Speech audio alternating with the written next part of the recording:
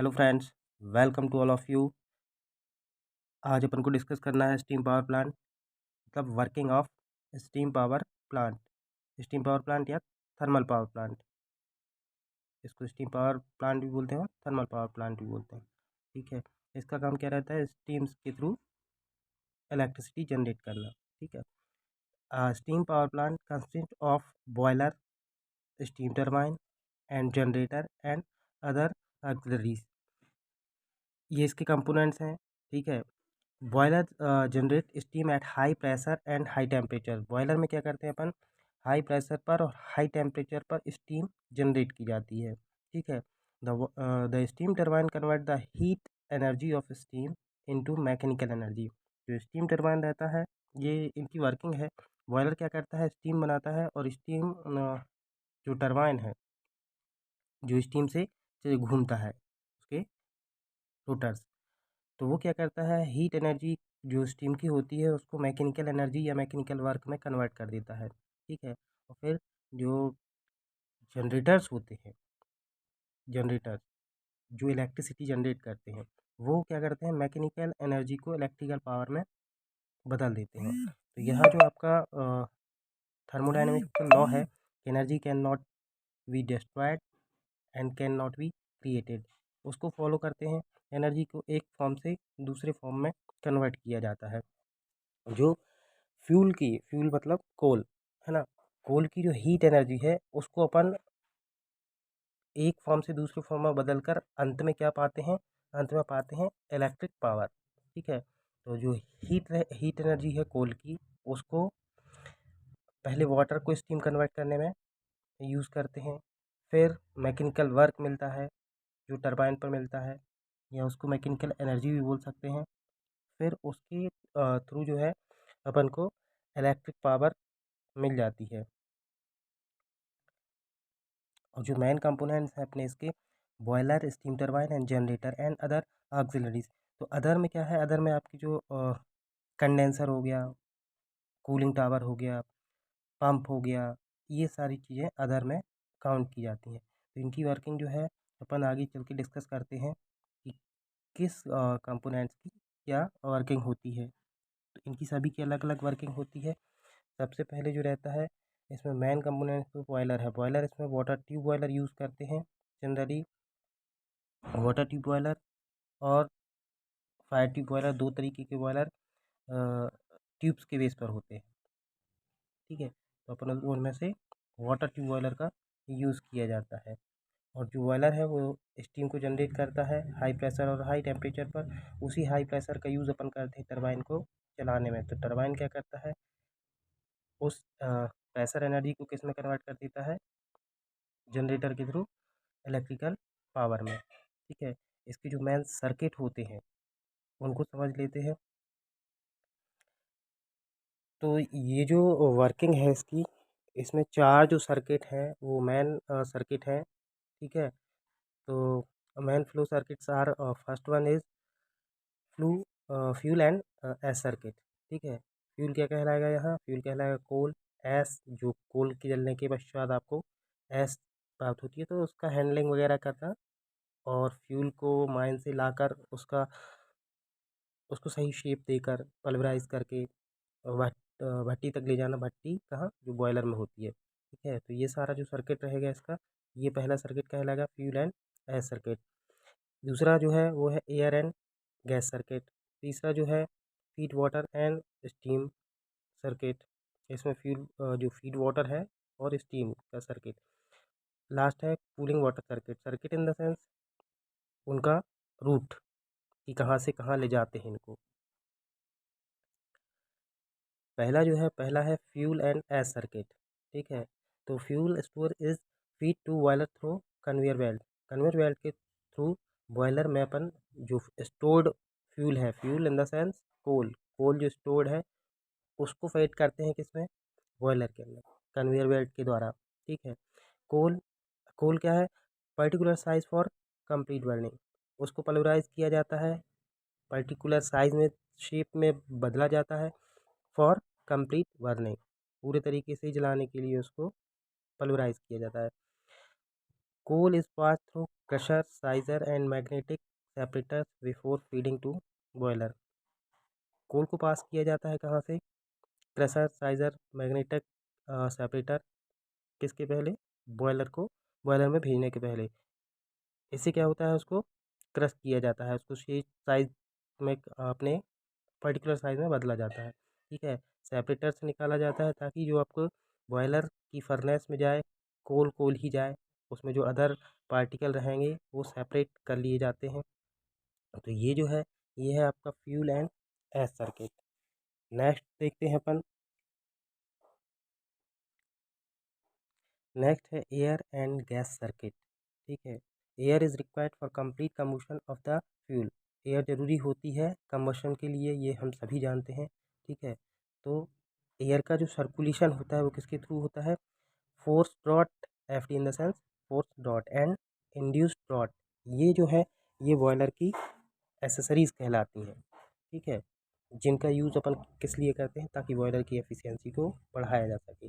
Air which is fed to the boiler is passed through preheater. Preheater से पहले निकाला जाता है एयर को, ताकि जो फर्नेस में एयर कम्बशन के लिए भेजते हैं उसका temperature as compare to atmosphere से बढ़ाया जा सके।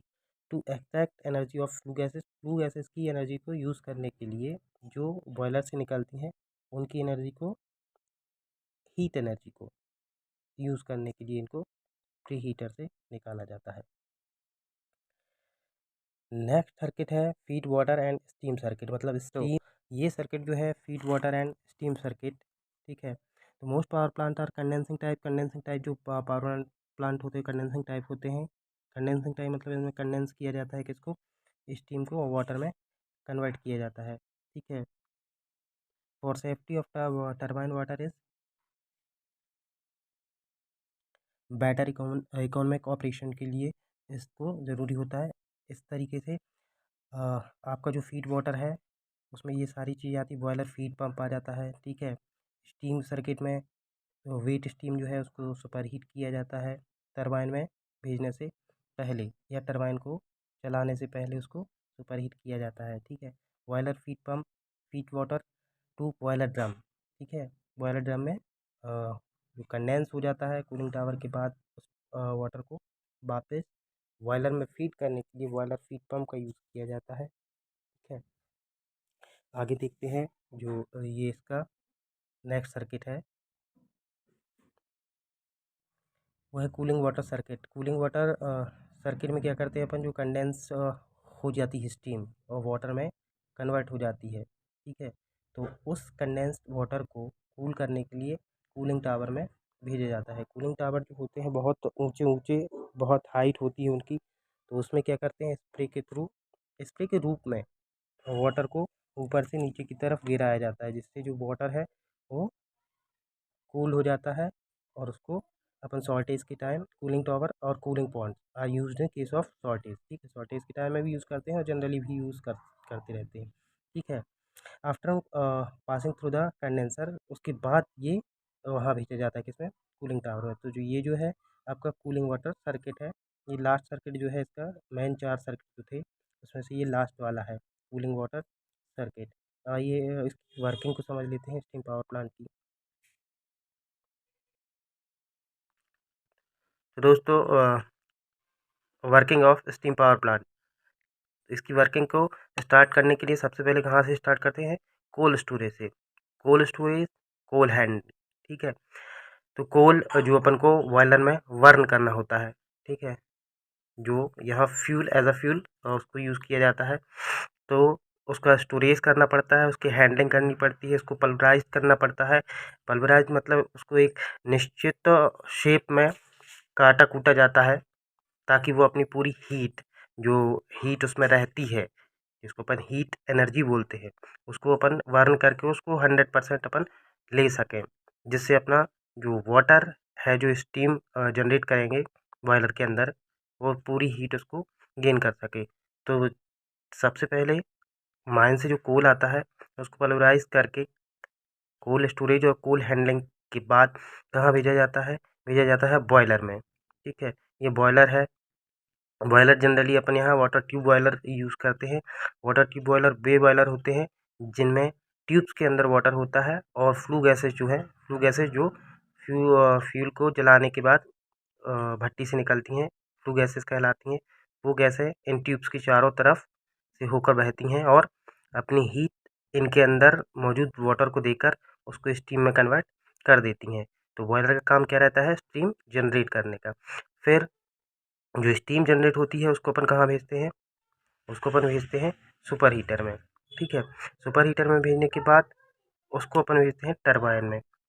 ये टरबाइन में चली जाती हैं, यहाँ से सुपर हीटर से जाती हैं टरबाइन में। और टरबाइन में क्या करती हैं? टरबाइन की ब्लेड्स को रोटेट कराती हैं और वर्क अपन को जो मिलता है उसको अपन यूज़ कहाँ करते हैं? जनरेटर में।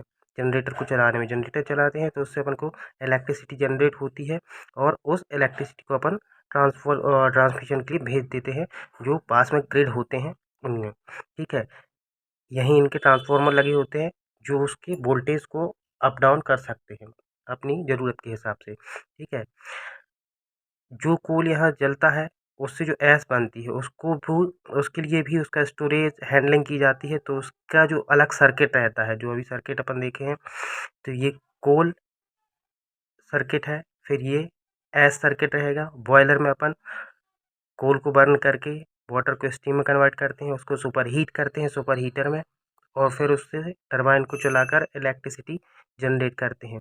ठीक है, फिर अपने यूज़ के लिए ले लिया जाता है। अब बाकी जो बची हुई वर्किंग है उसको भी समझ लेते हैं। बाकी जो पार्ट्स हैं, ये कंडेंसर है। टरबाइन में जो स्टीम जाती है सुपर हीटर के बाद, ठीक है, वो हाई प्रेशर और हाई टेम्परेचर पर होती है, मगर जब वो एक्सपांड हो जाती है और फिर उसका प्रेशर जो है वो घट जाता है, लो प्रेशर स्टीम कहाँ लाई जाती है? कंडेंसर में। ठीक है, कंडेंसर में लाने के बाद उसको कंडेंस किया जाता है और कंडेंस करके स्टीम को वाटर में कन्वर्ट कर लिया जाता है। फिर वही वाटर जो रहता है उसका टेम्परेचर अभी भी बहुत ज़्यादा रहता है, तो उसको ठंडा करने के लिए कूलिंग टावर में भेजा जाता है। कूलिंग टावर जो रहते हैं बहुत ऊँचे ऊँचे होते हैं तरीके से और उसमें कूलिंग करने के लिए वाटर को ऊपर से नीचे स्प्रे के जैसा गिराया जाता है जिससे वो ठंडा हो जाता है और उस वाटर को ठंडा करने के बाद फीड वाटर पंप के थ्रू वापस इकोनोमाइज़र में भेजा जाता है। इकोनोमाइज़र में क्या करते हैं? इकोनोमाइज़र में जो बॉयलर की फ्लू गैसेज़ होती हैं वो अपनी हीट पहले देती हैं यहाँ वाटर को स्टीम में कन्वर्ट करने के लिए। फिर वही फ्लू गैसेज़ की हीट, वो फ्लू गैसेज़ जो है बहुत ज़्यादा गर्म होती हैं, उनमें बहुत ज़्यादा टेम्परेचर होता है। उस टेम्परेचर का यूज़ करने के लिए अपन ये बॉयलर की जो एक्सेसरीज़ होती हैं उनमें उसी हीट का यूज़ करते हैं जो फ्लू गैसेस में बचती हैं, क्योंकि यदि उनको डायरेक्ट एटमॉस्फेयर में रिलीज़ कर दिया जाएगा तो वो हीट अपनी जो है वो वेस्ट चली जाएगी। तो उस हीट का यूज़ करने के लिए अपन सबसे पहले उन्हीं फ्लू गैसेस को सुपर हीटर से निकालते हैं और सुपर हीट करते हैं स्टीम को। ठीक है, फिर उन्हीं गैसेस को अपन निकालते हैं इकोनोमाइज़र का काम क्या रहता है? इकोनोमाइज़र का जो अपन बॉयलर में वाटर फीड करते हैं तो उसको टेम्परेचर बढ़ाने के लिए ठंडा पानी यहाँ जाएगा तो वो ज़्यादा हीट लेगा स्टीम में कन्वर्ट होने के लिए, तो उसको थोड़ा सा गर्म या जितना भी इसमें टेम्परेचर रहता है फ्लू गैसेस में वो अपनी हीट इस वाटर को दे देती हैं। तो जो वाटर अपन यहाँ से पंप करके इकोनोमाइज़र में लाते हैं तो वो गर्म हो जाता है और गर्म पानी फिर बॉयलर सेल में भेजा जाता है। फिर उसके बाद क्या रहता है? जो फ्लू गैसेस की बची हुई हीट है उसका यूज़ करते हैं अपन एयर प्री हीटर में। एयर प्री हीटर ये वो एयर है जो यहाँ फर्नेस में आग जलाने के लिए भेजी जाती है। ठीक है, क्योंकि बिना हवा के आग नहीं जलती है, तो उसके लिए अपन को ये एयर में थोड़ा हीट दे देते हैं फ्लू गैसेस की, तो वो गर्म रहती है, ठंडी हवा नहीं जाती है फर्नेस में। तो ये फ्लू गैसेस का यूज़ होता है। फिर इसके बाद जो फ्लू गैसेस रहती हैं वो एटमॉस्फेयर में रिलीज़ कर दी जाती हैं। ठीक है, तो ये जो अपना यहाँ से स्टार्ट हुआ था अपना वर्किंग, कोल लाते हैं माइन से, ठीक है, उसको जलाते हैं पल्वराइज़ करने के बाद। ठीक है, फ्लू गैसेस उठती हैं, फ्लू गैसेस पहले सुपर हीटर में जाती हैं, स्टीम को सुपर हीट करती हैं, टरबाइन चलाती हैं, टरबाइन जनरेटर को चलाता है, यहाँ इलेक्ट्रिसिटी जनरेट होती है। फिर जो लो प्रेशर स्टीम रहती है उसको कंडेंस करके वाटर में कन्वर्ट किया जाता है, फिर कूलिंग टावर में लाते हैं। कूलिंग टावर में वाटर जो है कंडेंस हुआ है उसको कूल करने के बाद फीड वाटर पंप के थ्रू इकोनोमाइज़र में भेजा जाता है और फिर इस इकोनोमाइज़र के वाटर को कहाँ लाया जाता है, वापस बॉयलर सेल में लाया जाता है और फिर बची हुई फ्लू गैसेस की हीट को एयर प्री हीटर में यूज़ करते हैं। तो ये जो है ये तीनों एसेसरीज होती हैं। कोल जलने के पश्चात जो ऐश होती है उसको ऐश हैंडलिंग प्लांट में हैंडल किया जाता है। उसका रख रखाव, उसको अलग करना, ये सब डिस्पोज करना, सारी चीज़ें ऐश हैंडलिंग प्लांट में होती हैं। ठीक है, ये हो गई आपकी क्या स्टीम पावर प्लांट की working. Thanks for watching friends. यदि मेरे वीडियोस आपको पसंद आते हैं तो लाइक कीजिए, सब्सक्राइब कीजिए, शेयर कीजिए। Thank you very much. Thank you for watching.